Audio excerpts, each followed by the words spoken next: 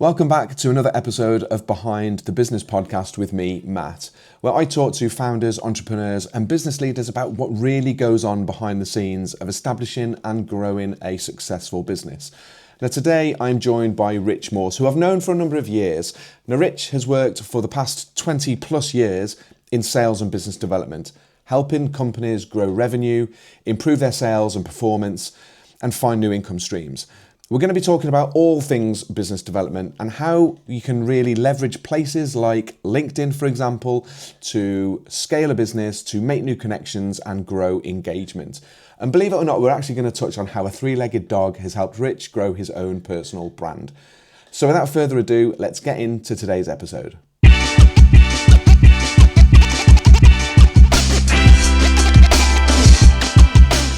Rich, thank you very much for joining me on Behind the Business podcast. You're my second guest. This is the second episode of 2026, so massively appreciate you coming on board. Do you want to do a quick intro about who you are and what kind of thing that you do? Of course. Nice to see you, Matt. Right. So I met you a number of years ago. We did some kind of business bits and pieces together, and I followed your kind of journey since then.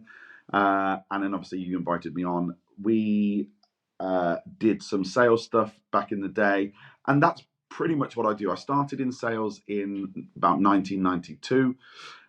Started with honestly selling double glazing, moved into specialist recruitment, and then eventually kind of landed into tech in the form of telecoms, selling mobile phones to businesses, etc. Proper old school stuff. Day one, yellow pages, phone, and a target. See you at the end of the month. Good luck. I swear that was my onboarding journey. Yeah. So what company was that where you started? It's a company called Intercity in the middle of Birmingham. They do loads of tech and stuff like that now. But yeah, back in the day, it was very much an entry level kind of sales role. Here's your target. Here's a phone. Here's the yellow pages for those of us that remember yellow pages. And I had no experience, no black book. It was just kind of go out there. And they started me out at an entry level wage and said, if you hit your target over 3 months, we will give you a bigger wage and a BMW. So that was all the incentive I needed. I came from a place where people like me didn't drive BMWs. And so I did my 3 months target in the first month and walked in and said, where's my keys? Yeah. But cold calling, that is bad. I mean, I've had several jobs in the past where it's been, right, there's a database, there's the yellow pages, go and cold call. And it's amazing how many people just freeze. I mean, freeze picking up the phone and actually just cold calling people. It's a really, really hard task to do. It is. Especially, I mean, nowadays, you start on a Monday, you get a Maslow's hierarchy of needs kind of conversation for the first half a day, where the toilets are, everything, what you're expected to do. Then you get a 3.5 day training program. Then you shadow somebody. Then you, and rightly so, right? We've learned things. Back then, it was people talk about unconscious competent, people doing things but not knowing why they do them or what they're called and stuff like that. That was 100% that job. It was like, go and learn it, go and find out, go and make the mistakes, and kind of live or die by your results. But I think those type of things, I mean, I don't know about you, but I'm in my 50s now. So I've had many, many jobs before I launched my own company. And very difficult jobs where, as you just said, sat in front of a telephone with a yellow pages. And despite absolutely hating it, I used to work for a Shropshire Star and I used to sell classified and display ads. And that was just a grind, but hated it at the time. But it taught me so much about establishing relationships, which is now when you look at what we're doing with social media and how easy it is to connect with somebody, understanding how to build a relationship is really, really important. And that taught me a lot, doing those nose to the grindstone, hard, cold call. Nobody wants to speak to you, 300 calls in a day, and 90% of them say, F off. Yeah. It builds something in you. I don't know how you feel about that. It definitely does builds a resilience. It also helped me as a sales leader, and I kind of brought this forward to every job I've ever done, where I've led salespeople, where kind of salespeople will say, oh, we can't do it like this because of this, or this happens, or that happens. Now, I know that things change, but essentially the job is the same. And so I do have a wry smile when salespeople say that kind of stuff to me, because it's like, I've been doing this 20 odd years. There isn't a lot that you can tell me that's going to surprise me. And Yeah. and definitely, if you can come up with a shortcut and try and fudge your figures or what, I've 100% thought of that before, tried it, failed it, succeeded with it. I'll know about it. Yeah. And so yeah, it kind of, it taught me that kind of excuses don't kind of wash in when you're in that game, because there's a great saying at the moment where there's a few sales leaders out there going, nobody cares, just work harder. And it was definitely that kind of mindset. It was like, I don't care what excuse you've got, no one cares, just get on with it, we're all in the same boat. So yeah, Yeah. it was a crazy baptism of fire. Still get on with all of the people I worked with at that business. We were in, in a team, and some of the things that happened along that journey for those years would make, a HR manager's hair stand on end right now. But we did what we did, we got through it, and yeah, it turned us into the people and the resilient kind of salespeople that we are today. So yeah, that was my journey in tech, and I stayed in telecoms ever since. Various, from 2G to 3G to 4G to 5G to, to the next thing, to telephone systems, to connectivity, and all of that kind of lovely stuff, from that journey. And I just stayed in tech and stayed in that kind of arena up until now. So fast forward to where you are now. I know one thing I do want to bring up, which we'll talk a little bit later on, is your 5 legs, 1 mouth thing with your 3-legged dog, which is brilliant. I absolutely love that, and we'll come on to that in a bit. But fast forward to where you are now. I know you've held different roles in the past, and you do a lot of business mentorship and coaching. So what type of businesses do you work with now? So right now, I work for a great telecoms vendor. So we are a wholesale business. We have a platform, a unified communications platform, that incorporates voice and video and chat and, all of that kind of stuff that we use every day, but in one place.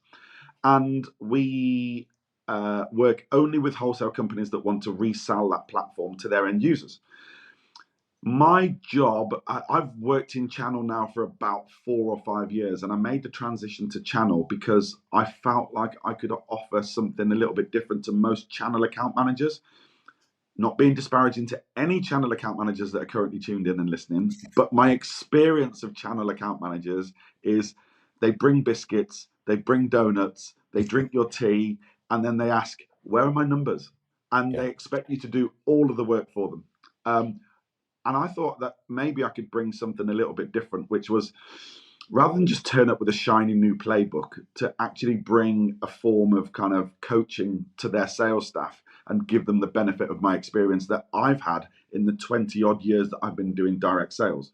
So I work with small startup businesses all the way through to multi-million-pound kind of sales organizations, helping them to offer our unified communications platform as a tool in their toolbox when they're speaking to their end users. Typically, MSP and IT companies, managed print, and traditional telco companies. So anybody that wants to kind of work in that tech space and has customers in that tech space, we offer them a unified communication platform that is really easy to use, really easy to deploy, really easy to sell.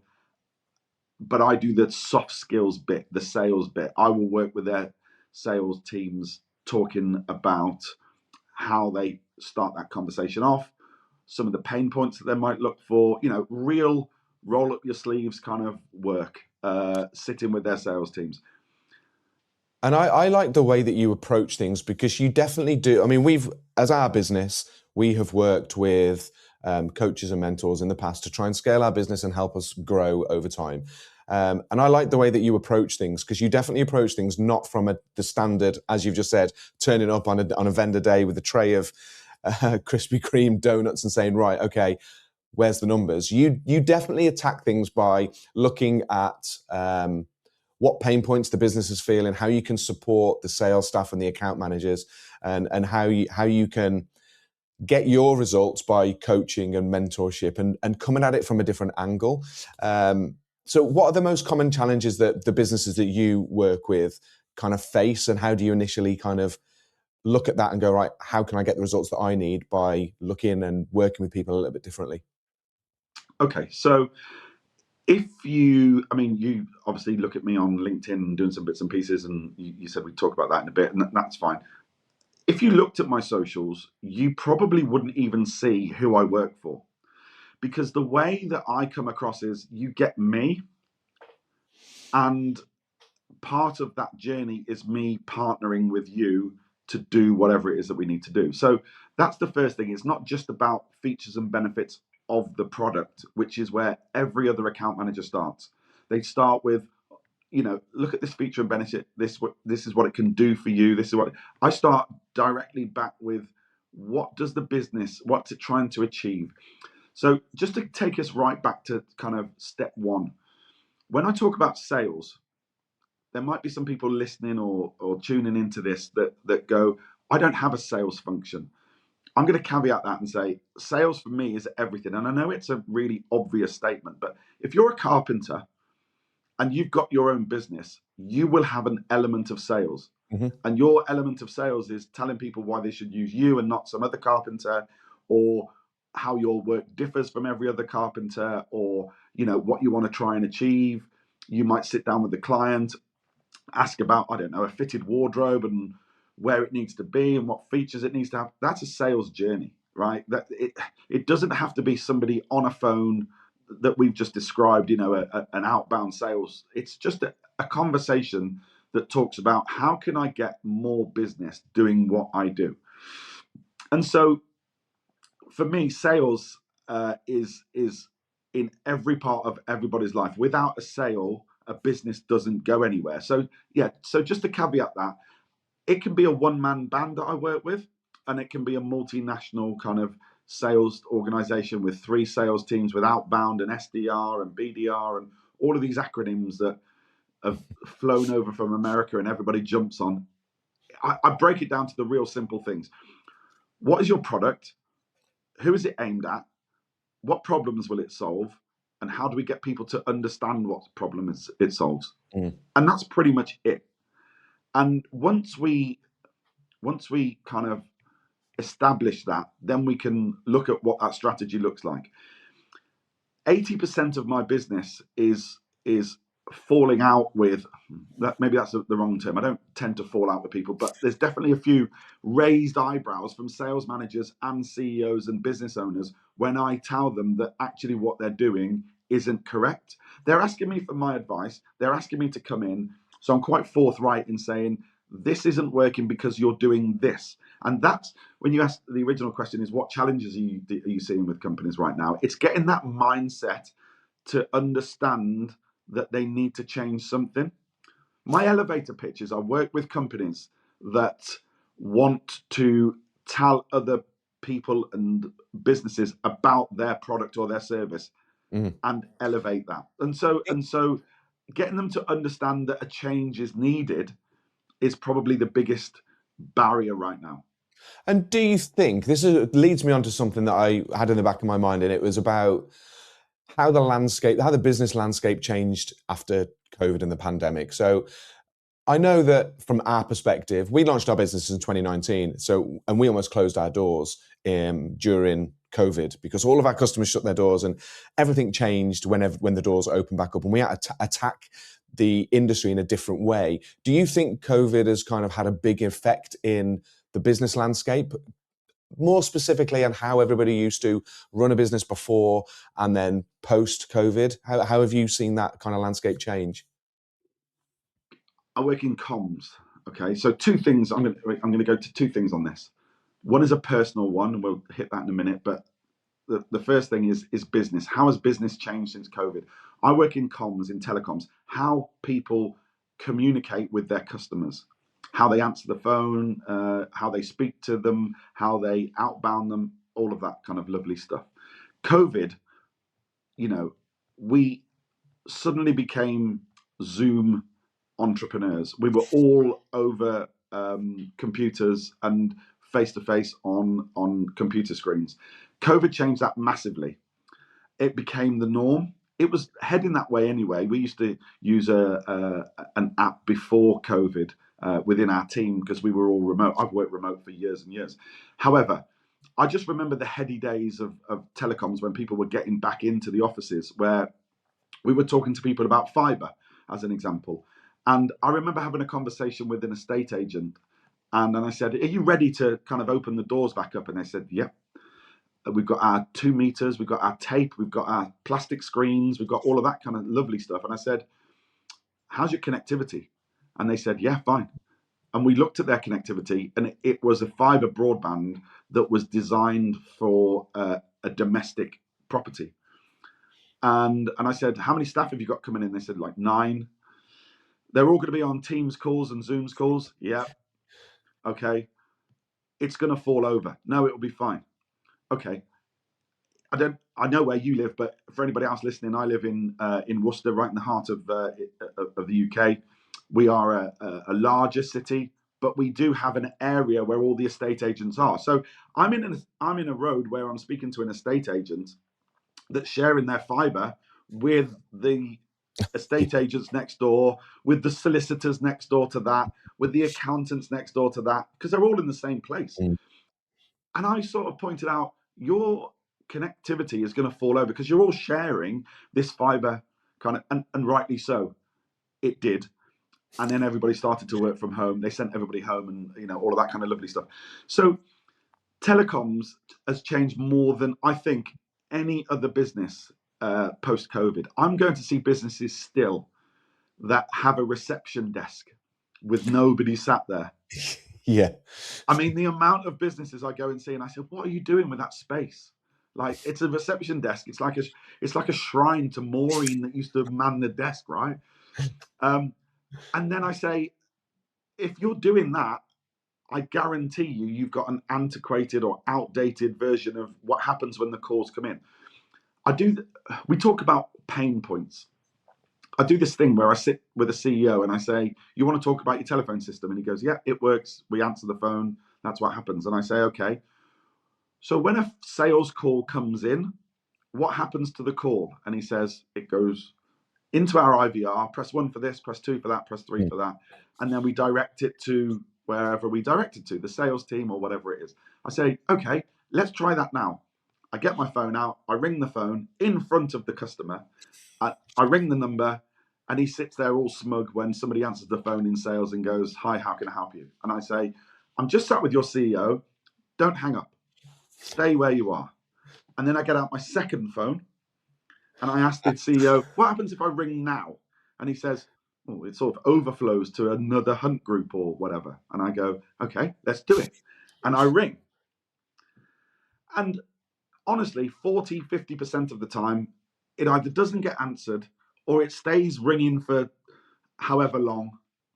It's not an optimal kind of situation. Anyway, somebody eventually picks it up. Let's say that they do.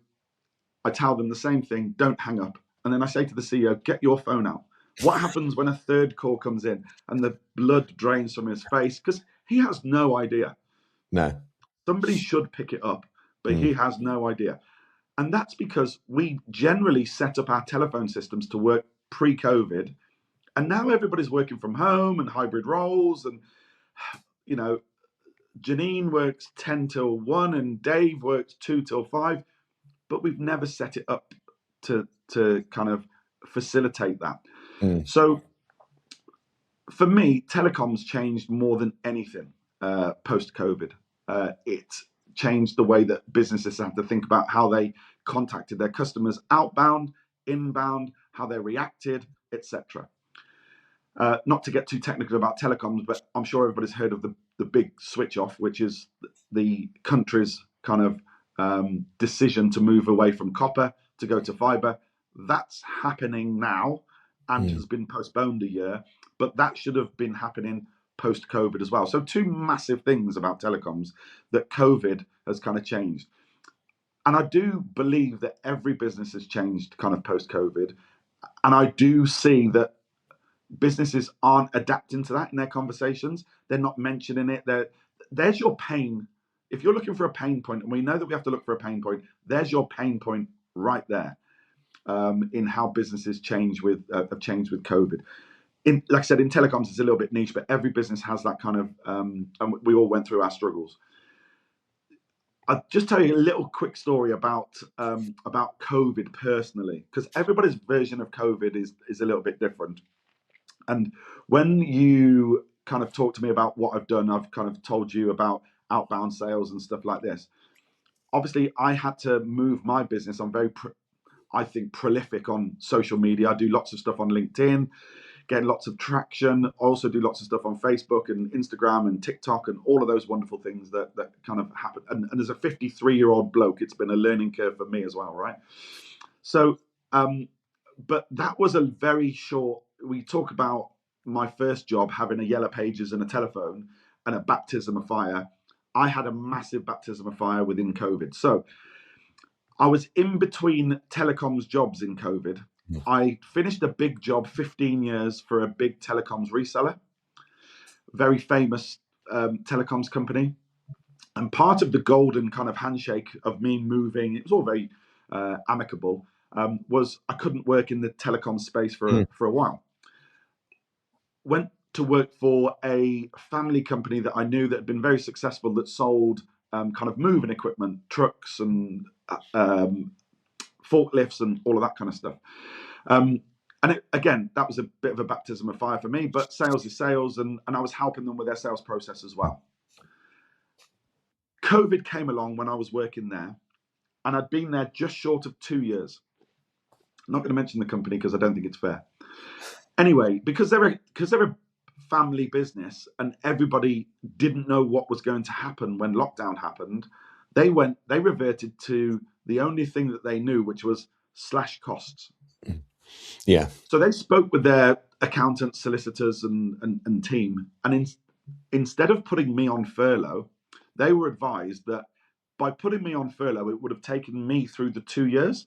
And as we know, 2 years in a business means that you can't just get rid of somebody. You have to make them redundant. You have to go through a process and all of that kind of lovely stuff that's there to protect workers. I get it. But because going into furlough for an unspecified amount of time would have taken me through the 2 years, they decided the best thing to do was to slash that wage and just literally let me go. Right. So I was let go in furlough when everybody else was furloughed, when nobody was interviewing, there were no jobs. There was everybody was having a whale of a time, right? I could see them, because remember that the weather was fantastic. Everybody was off work. There was sunbathing. People were buying lazy. You couldn't buy a lazy spa for love nor money. They were all getting furlough money, and nobody knew what was happening. I didn't have a job. I also have another little side kind of business, which is a nightclub that I kind of help promote and do music for and stuff like that. So that gives me a small amount of income. That dried up as well, because obviously nobody was allowed out. People weren't going out. I was doing some rugby coaching. I was a rugby coach at Worcester Warriors for a good number of years. I was doing some little bits of kind of consultancy work with them as well. That dried up. I literally had no money, not one penny.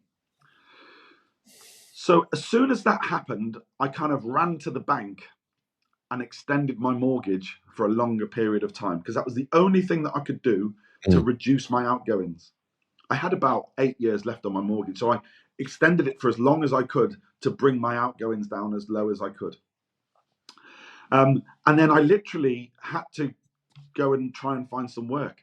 I did a bit of work with Amazon, delivering Amazon parcels, because that was the only thing that was around. And then I saw people springing up on Facebook, and I'd already done some promotional stuff on Facebook and Instagram for the nightclub. And I saw people springing up and saying, I'm kind of going to start my own thing, doing gardening and, kind of little side businesses. They were still getting paid by their normal job, but they were doing something on the side as well, as they were starting to be able to get out and start little businesses. And people were, making stuff and selling it on Etsy and all of that kind of stuff. And obviously takeaways boomed. They went crazy. Everybody wanted takeaway food and eat out to help out and all of that kind of stuff. Yeah. And I saw lots of things happening in Facebook, and I said, well, what skills have I got that somebody wants? And I thought I needed to make about £2,000 a month to pay my bills. I thought if I can get 20 people to give me £100 a month to do their social media for them, that will keep the wolf from the door. So that's what I did. I launched a business at the worst possible time with no money, just to try and get, and I mean, I say it was a business. It was just me contacting people using my cold calling skills, but doing it on social media, saying, "Hey, I see you've started this business. I see you're doing food and takeaways and all of this kind of stuff. You're probably working in the business. I can do all your social media for you."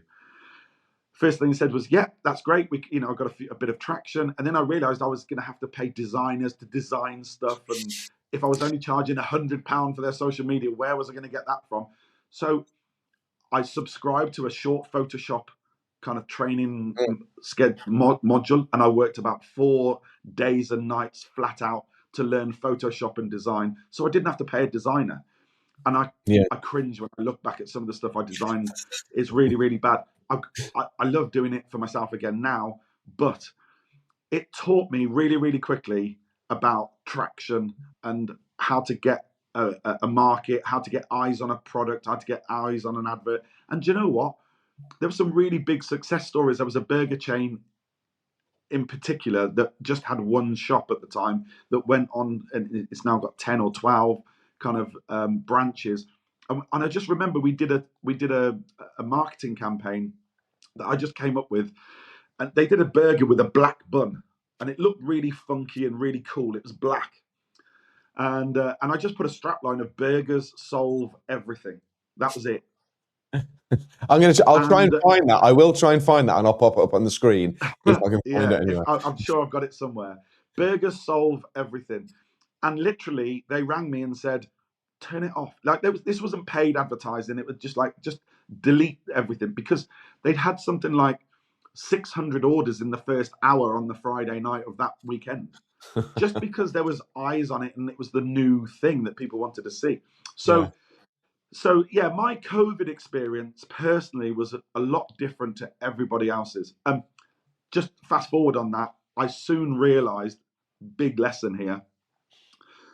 I thought, oh, this is going to kickstart my business that I'm going to work for myself. And I soon realized that I couldn't do all the posts, do all the designing, do the actual kind of work, and go out and service the clients and do the accounts and do all of this. I couldn't do it all myself. And as I was losing some of the customers, because they were becoming successful and they were going, like, we've done what we need to do now. We need to cut back maybe on what we're spending, even though it was only £100. The company that I worked for before COVID that kind of let me go with the golden handshake rang me up and said, "It's been 2 years, there or thereabouts. We've got a sales job working from home in this new kind of thing. We need somebody to service these accounts. We need a business hunter like you. Do you want to do this?" And after kind of 8 months of uncertainty, and I was like, absolutely, that's what I want to do. I'll come back. Thank God it was amicable. And like I said, that's when I then became kind of started working in channel, looking after wholesale partners. So yeah, my COVID story personally is very different to everybody else's. But in business, yeah, I think people are now changing their business to suit what COVID did, but it's taken such a long time to adapt to that new way of working. And I think, do you think that period of time, because that was a cracking story, by the way. It was a long story, but like I said, it still annoys me now when people say, "Oh, on furlough, it was brilliant. We were all sunbathing," and I'm like, "Yeah, thanks for that. I had no time off." Not everybody's experiences was the same, exactly. No. But you mentioned LinkedIn in there, and I think LinkedIn has driven a massive part of the reason why I wanted you to come on, as well as all of your massive experience in business. But I see your LinkedIn, I see you pop up on LinkedIn all the time.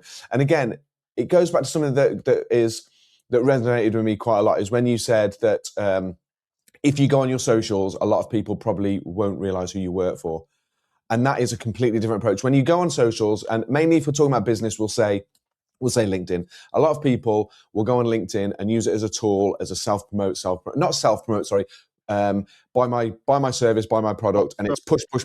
And I saw one of your videos not too long ago where you've said, I think it was on your 5 legs, 1 mouth, and I want to talk about that as well, where you said, why is it that as soon as I accept a connection request from somebody, it's just spam city?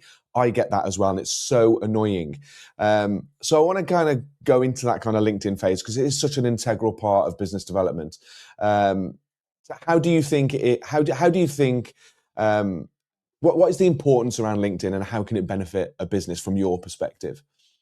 So I think everybody's got that experience, right? You accept a request. You're either one of these people that keeps their LinkedIn really, really quiet and really, really private, and like if they work in your office, you accept them, and that's it.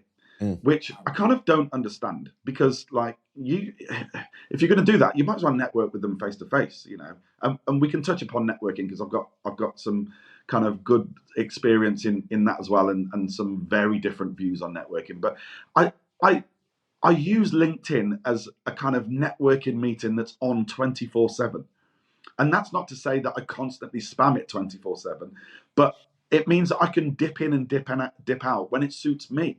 You know, we've all been to network breakfasts at kind of 7 in the morning and all of that kind of stuff. And yeah, like I said, I've got an experience of that. But LinkedIn, if you use it for what it's intended for, which is networking, understanding what other people do and what drives them.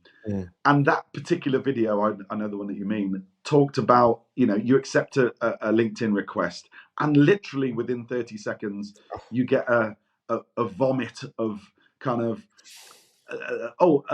we've helped, and they're all the same, you know. Oh, thanks for the connection request. We help companies do that. And I'm like, yeah, stop reading those textbooks, mate. Yeah. You're the same as everybody else. LinkedIn, the same as every other social media, the same as all of our outbound calls, cold calls, first impressions, whether you're a carpenter, whether you're a outbound sales rep, you know, they have to be different. I constantly ask the question, so what? Like, we do this, so what? No one We cares. do, no one cares. Nobody cares about that. They've all got their own stuff going on. So look, it is a dog eat dog world, especially on LinkedIn, because you have to have some resonance. I try not to do any cold calls ever. Now, that's a bold statement, right?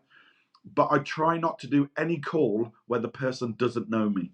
Yeah. So I still do calls, but I don't see them as cold. I very much subscribe to the Ben Dennehy kind of way of cold calling, which is pattern interrupt. If you're going to cold call somebody, I've got a very definitive thing that I teach my sales guys, which is you ring up and you say, you get through the gatekeeper if there is one. You just get through to the person that you need to get through.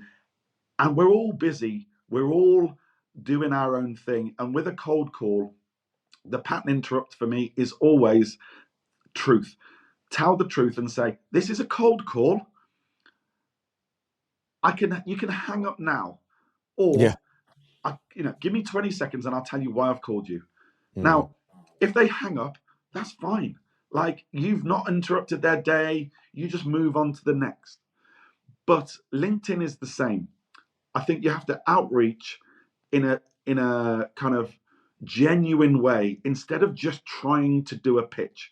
I did a post that followed up to that video, which basically says, and I do this all the time, when I go and see somebody face to face, I will say, do you use LinkedIn? And they say yes. And I say, what do you do on LinkedIn? And they go, I find people that I want to connect with. And I say, how many people have you got connected on LinkedIn? They go, 3,467. And I go, so what are you looking for?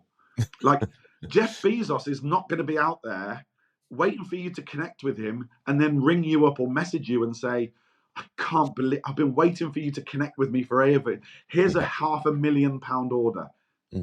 Like, it doesn't work like that. About 4 years ago, I started a fitness journey, and I assimilate it to the gym. If I go to the gym for 12 hours straight, I'm not going to walk out all buff and kind of muscular. But if I go to the gym 12 days for 1 hour, I'll probably notice a small difference. Yeah. And we don't know when that difference comes. We just know that it comes. And it's the same with LinkedIn. If you just keep putting regular things in, regular value, regular updates, I don't know exactly what point you start to get traction on LinkedIn. but I know that you will get it. Yeah. I went from having an eyes on of my posts of about 2 or 3 thousand a post to, in the last month, I think my biggest was 104,000 organic views. I didn't do anything different that I found on that post. I just crafted it a little bit better. I Mm. streamlined it a little bit better. I put it out at the optimum time. I made sure the message was optimum to the people I wanted to speak to. And I kind of understood what I wanted to say and who I wanted to say it to. And then by coincidence, it got 104,000 views. So I What thought I'll try what that platform was again. that on? What platform Sorry, was that on? it was on What LinkedIn. was on LinkedIn? It was basically 10, six, six things that I saw about sales, pretty much that we're talking about now. You Mm. know, 6 problems that I see salespeople finding right now. And then I did another one specifically for telecoms, and that got 84,000 views. And it was a kind of a heartfelt kind of, this is how I see the state of the world right now. You don't have to agree with me, but this is my thought and this is my take. And I got loads of people messaging me saying, we see this and we see this. And, I'm using that kind of vom up pitch approach where somebody connects and then gives you a pitch literally 30 seconds later. And Mm. I literally do send that vomit emoji to people now, because Yeah. that's my core market, right? I say, if somebody messages me and says that we can help you do this, this, this, and this, and I say, if you want to put me onto your boss, I can help them help you do this much better. Yeah. And I'm always about value, right? I've had people message me that aren't even in my tech space. They're not even in my wheelhouse of people that I can help. I've had Mm. people go, I sell machinery on the East Coast of America. What can you do for me or my business to help me get more sales in? Now, I would be disingenuous if I go, that guy isn't going to buy anything off me. He's not going to use my services. He's never going to be a customer of mine. But I've offered to help him. And so Yeah. I give value first. I had one thing in particular where somebody said, why are you putting 10 answers up to a solution on LinkedIn for everybody to see? Why are you giving it away? And I said, because nobody will do it. You can They put were. all the answers on that you like, but they still won't do it. Yeah. So don't worry about it. And that's my biggest take to people on LinkedIn. If you want to get some traction on LinkedIn, give value first, and then your products and services can come afterwards. To the Mm. point where people go, I don't even know what you do. Like, you Yeah. help me, but I don't even know what you do or how you get your money in. So I'm a great believer in give value first. And if you give value, then people will resonate with you, and it's all about that following. But yeah, you don't need more people on LinkedIn. You just need people to understand what it is that you do and how that you can help them. And Yeah. that's my kind of biggest takeaway for LinkedIn. I think that's how we approach it, really. I mean, due to the nature of spam messages that I get, even people saying, I had one the other day where I connected with somebody and they were like, we see you're really popular in cloud migration. Can you? I'm like, that's not what we do at all. Where did you get that from? You've actually just said in your message that you've looked at our LinkedIn profile and you've liked it really well. You've got a lot of knowledge in this space, and we want to talk to you about cloud migration. And well, I don't even work in that space. I think the best results that I've always had or received and connections that I've made and partnerships that have come from those are from ones that have wanted to engage with me in things that I'm posting myself. So I've put something up and then somebody will actually engage in the comments, and then we'll get into a good conversation. Then we'll make a connection through that, and then slowly start to explore what each other does and how we can bring value to each other. Can I ask you a question then, Matt? Because Yeah. obviously you're a business owner. We Mm. connected through a mutual connection, so that was an introduction. It was a very tenuous connection. Uh, big up our mate Ad from Yeah. a different world. But I mean, you said that you get lots of spam. So as a person that deals with this and is contacting people like you daily, what makes you kind of, is it a gut feeling? How quickly do you kind of decide that you're going to engage with somebody? You've told me about what turns you off, but what kind of thing turns you like on? Because you have to make a split decision because you're busy, right? And if Yeah. somebody puts in a kind of request and wants to chat to you, is it a gut feeling? Is it just about what they are? Is there a specific thing? Can you put your finger on it, or is it just something that you've kind of used your gut to tell you that this person is somebody that I need to speak to? Yeah, I mean, I've kind of switched myself off to LinkedIn messages, and that's genuinely because the amount of completely unrequested or unwanted messages that I get. When I tend to take notice of people, it's when they're bringing value to something that maybe it Agreed. might be a post that we put out. We run a newsletter. We try and send a newsletter out on LinkedIn every kind of week, just talking about it. And again, pretty much like you did, you mentioned that you put 10 sales kind of solutions to a problem. We kind of just put out industry news and not in a sales kind of way, but in a way that people will read it and say, I didn't realize that. I'm going to take that away and implement that into my business. And it's not like this is a little bit of value. Oh, by the way, you can only access that by contacting us, get in contact with our sales team. We'll just put a general kind of industry piece out that helps people in the hope that they will get value from it and then connect to us. Where I find value in LinkedIn and it is basically when people will then engage with that. And I think that's how I feel that somebody is interested in what we do and what we are as a business and what we stand for as a business and wants to get involved with that. And they're not coming at it. We spoke ages ago about that yellow pages cold calling. I've never been a fan of cold calling. I used to do it, but I've never been a fan of it. I think there is different ways that you can connect with people to grow a mutual relationship and do business together other than picking up a phone call from somebody who may be having a really crappy day and doesn't want to speak to you. But I really find what turns me on in the business sector is when somebody shows an interest in what we do and wants to add value to the conversation, that then I will read that and go, okay, excellent. Let's comment on that. Let's then maybe make a connection with them. And we get into a non-sales pitch conversation. And then it leads to something. And that's how we've got most of the customers into our business, to be fair.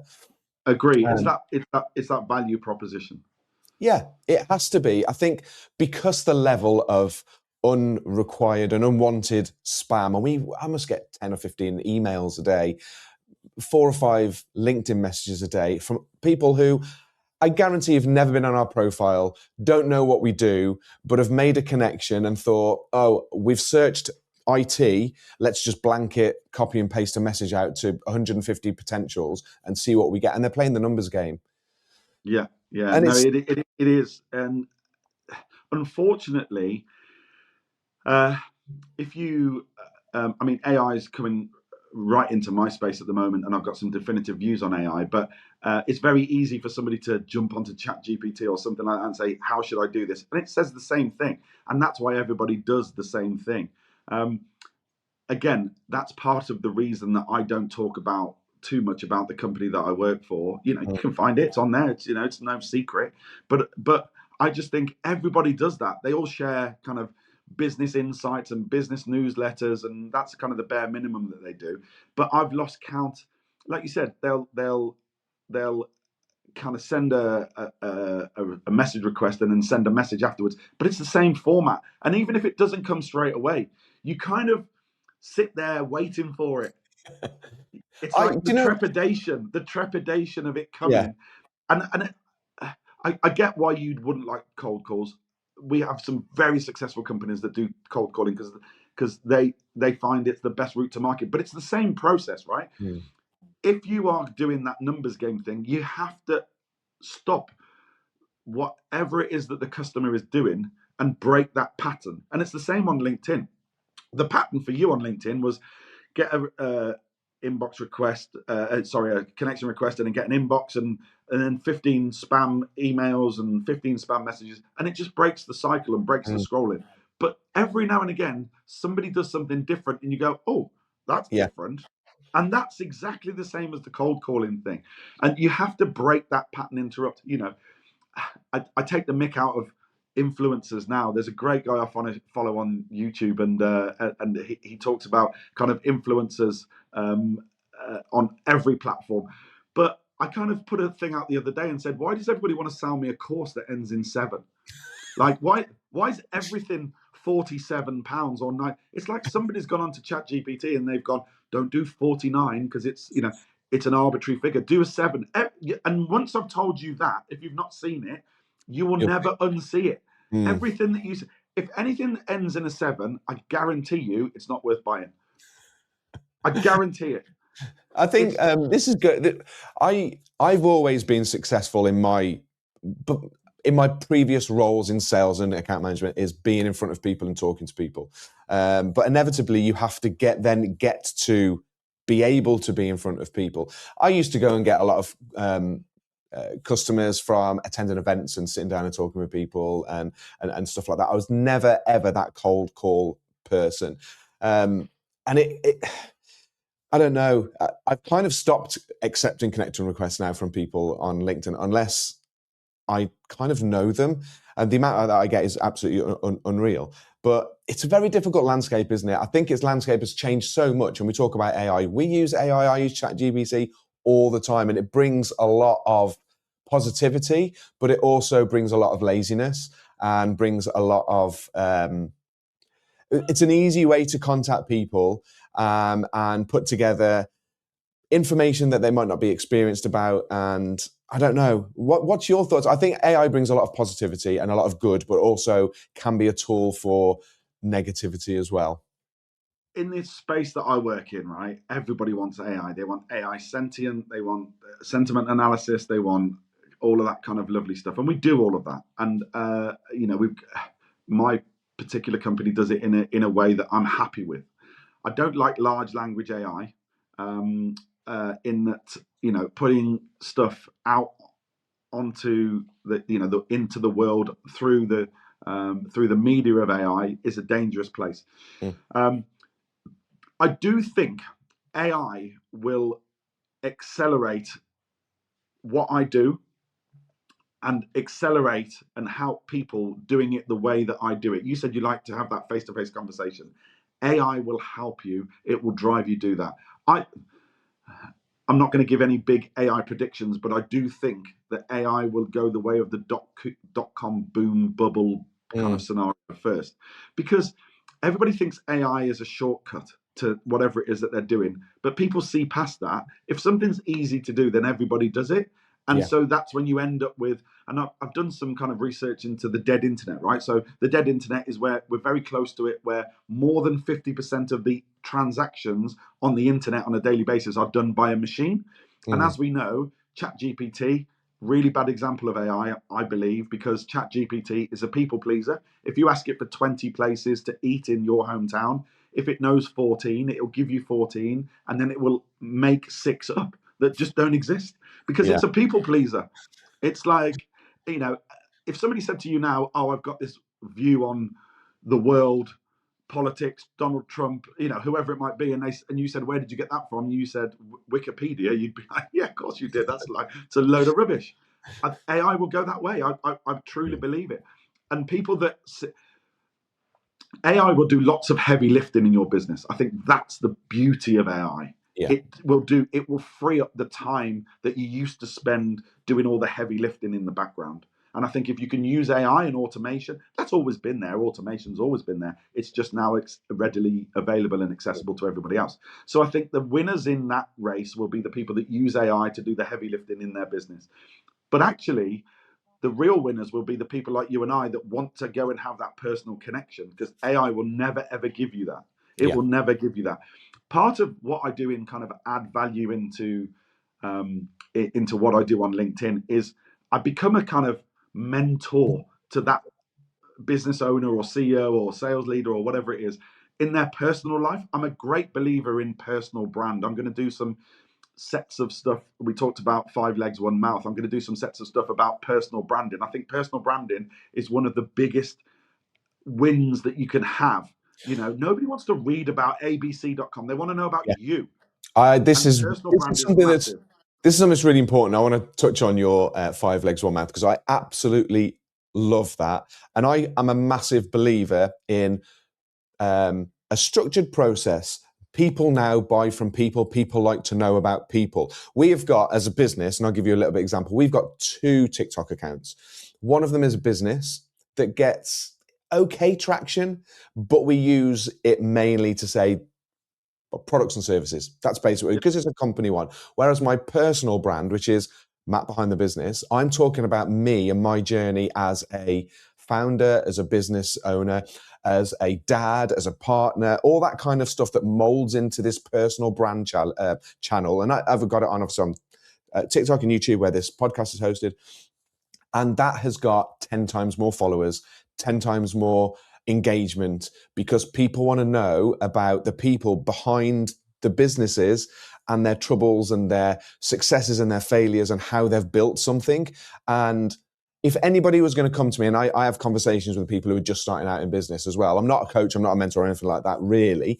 But I always say, build a personal brand. Build your personal brand, and then you can start bringing in your company brand, because I think they work hand in hand. But more people nowadays with such short attention spans on death scrolling just want that short hit, that short fix about who you are and what you do. They're not really interested in, oh yeah, I could go and buy, from my perspective, I'll go and buy an iPhone 16 from anybody. Why do I want to hear Pre-Love Tech talking about the latest iPhone 16? But what is interesting is, where's that come from, and how has that person built that service, and what have they had to go through to put that business together? And the whole 5 legs, 1 mouth thing, how has that all come across? And have you found that personal brand has worked for you? 100%. So personal brand is everything that I do. It's just about getting to know me. So one of the things that you may or may not have noticed on any of my stuff is I never finish any of my posts with send me an email, here's my click to my links stack, my link tree, I will never ever harvest anybody's kind of email address. I don't want them to subscribe to anything. Now, I'm not saying that you shouldn't do that in your business, because people want to know about your business. I get it. But this is my personal thing. I'm not interested in harvesting your email address or doing some stuff, because we all, I don't know about you, but I have a separate email address that I use just to subscribe to stuff when they won't let me past a paywall, and I just do that. So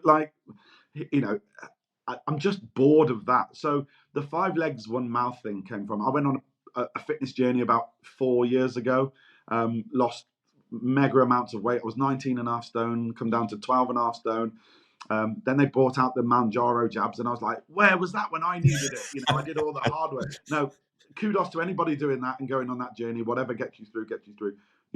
So I started doing walking.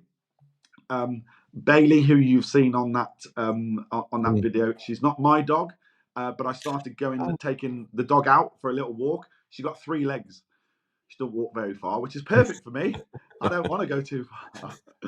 And I'm very fortunate to live on a kind of private estate, small house on a private estate out of the way, that we can just, do lots of walks around in the country and stuff. And it was about half an hour every day before I started work.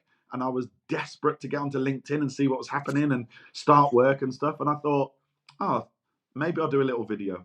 And was I calculated enough to know that I'm going to get all the dog lovers in? Yes, absolutely. She's got 3 legs. Am I calculated enough to know that people are going to go, oh, poor little dog's only got 3 legs? Yes, absolutely. Am I using that? Yes, absolutely.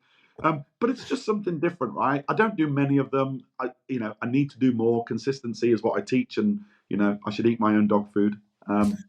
So yeah, consistency on that 5. So that's it. We've got 5 legs. She's got 3. I've got 2, and we've got 1 mouth. She has got a mouth. She's a bit noisy, but she doesn't really talk. And it's just, I think that whole half an hour contemplation before the day starts, before work begins, it's like, okay, what's my plan today? And like I said, with the personal brand and the value that I give, it's more about putting my arm around a business owner and being like, what can I help you with that isn't business? I kind of follow, as we all do, kind of leaders. We have our people that we go to on podcasts and kind of mentors and people that we don't know, but we kind of align with them. And we all have our champions. And I try and be the person that people go, that really resonates with me, because then you get, it's like if somebody follows me on LinkedIn or reaches out to ask about my services, I haven't put a link to my Substack. I haven't put a link to my socials. I haven't harvested their emails. I haven't done any of that. So in order for them to find me, follow me, and connect with me, they've actually got to do a little bit of work, which means that when they do connect with me, there's probably a reason. They're not just screenshotting my 10 values and stealing it and going and using it in their own kind of daily. And that's what it's for, don't get me wrong. But if they found me, I haven't made it very easy for people to find me. And so therefore, the people that do come along and resonate with that are generally people that go, I resonate with him, and so therefore he gives me value. I mean, I get asked all the time by kind of my people that I work with, what are some of the bits of advice that you can give me as a 53-year-old guy that's been around the block and done social media and done picking up the phone and done all of that sales process. And I think one of the big things for me is the rule that says you can have anything you want, but you can't have everything that you want. Yeah. And I live and die by that. And I told you I go on a fitness journey. I'd love a six pack because I'm vain like that. That's part of it's an arbitrary kind of thing. I'm not going to get one. But I'd also like to eat out, and I love steak, and I kind of like to eat out the best restaurants. I can have anything that I want. I can have either of those two, but I can't have them both. No. They don't go hand in hand. And so I think whatever challenge you're facing, you have to just put it in order of priority. You can have anything you want, you just can't have everything that you want. Yeah. And if you live your life by that, then it kind of puts things into focus. And so the 5 legs, 1 mouth thing is like in the morning, okay, I can have anything I want, but I can't have everything. So what's the anything that I want today? I want to finish work at 3 o'clock or 2 o'clock because my daughter's got a show at school and I want to go and do that. Well, okay. Well, then if I want to prioritize that, then I'm not going to be able to prioritize my telephone calls or my meetings that day. So I might be a little bit less. If the next day is a business day, I want to connect with 5 people and have a decent sales conversation with 3 of them. I'm probably going to have to work 9 till 5 at least. And so I'm not going to be able to do. So you have to just prioritize what you need that particular day. And don't beat yourself up too much about it. We all set goals. I mean, the goals that we set for ourselves, I try and change my goals. I try and have short-term, mid-term, and long-term goals. But I try and tell CEOs and business owners, don't beat yourself up too much about the goals that you're setting. Remember, everything that you've ever wanted, you've already achieved. Yeah. You've already achieved what you set out you were going to do at 20. You've already achieved that. You've now got something else that you're going to achieve. But you've already achieved that. Just don't put too much emphasis on the happiness of achieving it. Like you say you use TikTok. I'd be happy if I just got 200,000. If I got 200,000 followers, I'd be way happy. I'd be really happy. Then you get to 200,000 followers and realize you just want 1 million then. There's always something else. So whatever goals you've set yourself, you've already achieved them. So, how did it make you feel? Well, I kind of just went past those goals. So just know that there's always going to be goals. There's always going to be things that you're going to strive for. And you should always have goals, by the way. You should, but it's not the goal itself. It's the person that you become achieving that goal. That's it. Exactly. That's really good advice, and it is kind of one of the mantras that I kind of live to as well. We're almost at 60 minutes. We try and keep our podcast at 60 minutes, and honestly, I could literally sit here and we could talk all day. So I am going to arrange. We're off this. We'll arrange another time. We'll do another episode. But to end, I've got 3 rapid questions. So rapid fire questions. So first one: biggest sales myth. Biggest sales myth. Putting you on the spot. Referrals. It's going to be a contentious point. People say word of mouth advertising is the best advertising. I agree. However, I have sales leaders that say to their people, when you've sold to them, ask for 3 referrals, ask for 5 referrals. I'm yet to know anybody that sold to any of those referrals. Don't bother. It puts your prospect under pressure. They don't want to do it. Don't make them feel uncomfortable. Don't ask for referrals. If they're going to refer you, they'll refer you organically, not because you've asked them. Excellent. Yeah, completely agree. Most underrated sales metric. Oh, I mean, underrated sales metric. There's plenty of sales metrics that don't get kind of adhered to and don't get stuck to, and consistency is the key for me.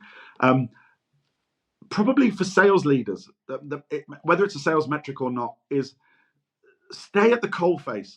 I go out and roll my sleeves up. One of the things that I do with some of my cold calling people is I show them how I do it, and I do it live. In fact, if we come back to another podcast, let's do it.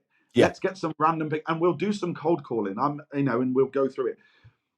But the most underrated thing I think is that sales leaders don't stay at the coalface, and they become too attached. They spend too much time working in the business, not on the business, and they don't understand that where they need to focus is understanding what's out there. If you said to me, what's key out there right now for cold calling, I'd know because I did loads last week.